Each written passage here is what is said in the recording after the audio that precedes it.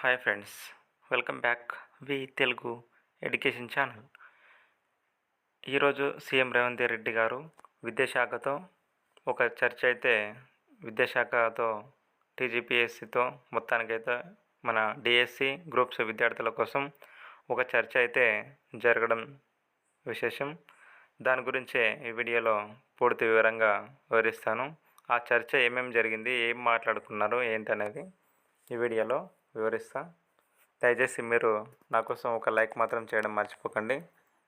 ఈ వీడియోకి 100 లైక్లు అయితే ఎక్స్పెక్ట్ చేస్తున్నా, కాబట్టి ప్రతి ఒక్కరూ లైక్ చేసి సబ్స్క్రైబ్ చేసి ప్రతి నిరుద్యోగికి ఈ వీడియో చేరేలా షేర్ చేయండి.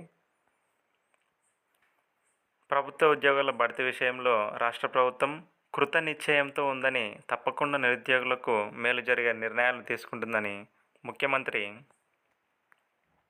రేవంత్ రెడ్డి స్పష్టం చేశారు. కొన్ని రాజకీయ పార్టీలు స్వార్థపూరిత శక్తుల కుట్రలకు నిరుద్యోగులు బలి కావద్దని నిరుద్యోగులకు సూచించారు. పరీక్షలు జరుగుతున్న సమయంలో ఇష్టం వచ్చినట్లు నిబంధనలు మార్చితే తలెత్తే చట్టపరమైన అంశాలను పరిగణనలోకి తీసుకొని ప్రభుత్వం తగు నిర్ణయం తీసుకుంటుందని హామీ ఇచ్చారు. గత ప్రభుత్వం చేసినట్లు తప్పుడు నిర్ణయాలు తీసుకుంటే నిరుద్యోగులకు న్యాయం జరగకపోగా ఇప్పుడున్న నోటిఫికేషన్లు కూడా రద్దయ్యే ప్రమాదం ఉందని ఆందోళన వ్యక్తం చేశారు. నిరుద్యోగులకు హామీ ఇచ్చిన ప్రకారం తమ ప్రభుత్వం ఇప్పటికే 28,942 ఉద్యోగ నియామకాలు చేపట్టిందని గుర్తు చేశారు. ఏళ్లకు ఏళ్లుగా పెండింగ్లో ఉన్న గ్రూప్ 1, గ్రూప్ 2, గ్రూప్ 3 నియామకాలకు ఉన్న కోర్టు చిక్కులన్నింటినీ అధిగమించిందని చెప్పారు. జాబ్ క్యాలెండర్ ప్రకారం పోటీ పరీక్షలు నిర్వహించి ఉద్యోగాలు భర్తీ చేసేందుకు ప్రయత్నిస్తున్నామన్నారు. శాసనసభ బడ్జెట్ సమావేశాల్లోనే చర్చించి జాబ్ క్యాలెండర్ విడుదల చేస్తామని ముఖ్యమంత్రి చెప్పారు.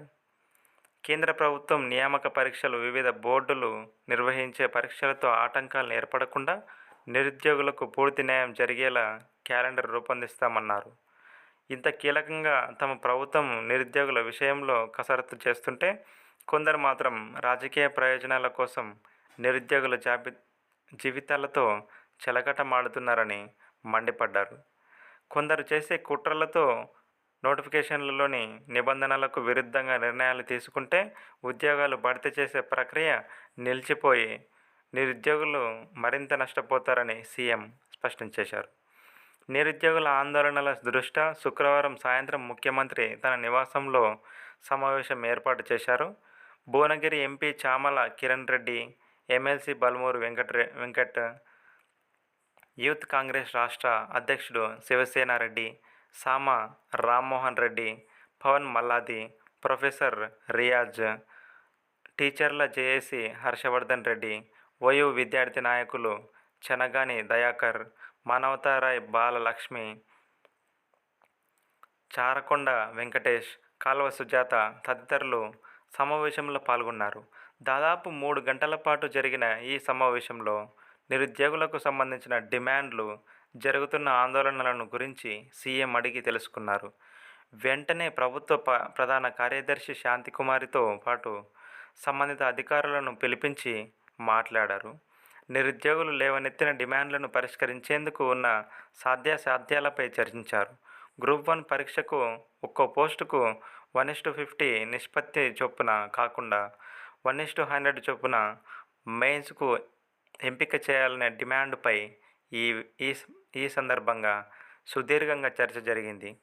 గత ప్రభుత్వం 2022లో వేసిన గ్రూప్ 1 పరీక్ష పేపర్ల లీకేజీ, తప్పుడు నిర్ణయాల కారణంగా 2 సార్లు వాయిదా పడిందని, కొత్త ప్రభుత్వం అధికారంలోకి రాగానే సుప్రీంకోర్టులో ఉన్న ఈ పిటిషన్ వెనక్కి తీసుకుందని అధికారులు సీఎంకి వివరించారు. పాత నోటిఫికేషన్ను రద్దు చేసి అదనంగా మరిన్ని పోస్టులతో కొత్త నోటిఫికేషన్ జారీ చేసిందని చెప్పారు.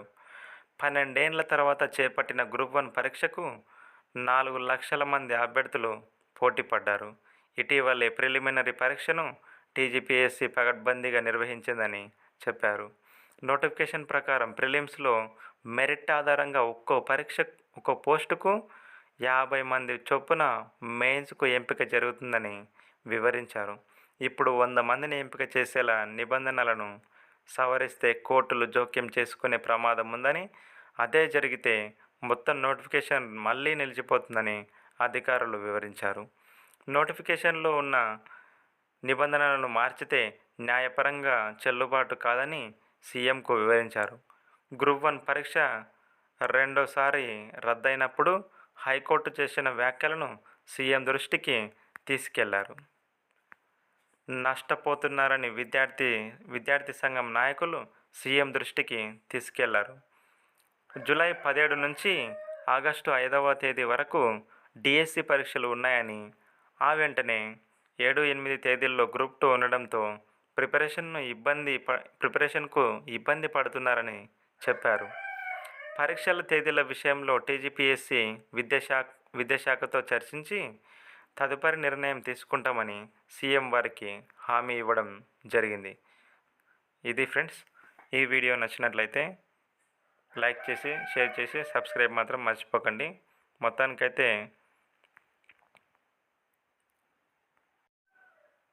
మొత్తానికైతే విద్యాశాఖతో చర్చ అయితే జరిగింది. తర్వాత ఏం జరుగుతుందో నెక్స్ట్ వీడియోలో పూర్తిగా తెలియజేస్తాను. చూస్తూనే ఉండండి తెలుగు ఎడ్యుకేషన్. లైక్ చేయండి, షేర్ చేయండి, సబ్స్క్రైబ్ చేసుకోండి. Thank you.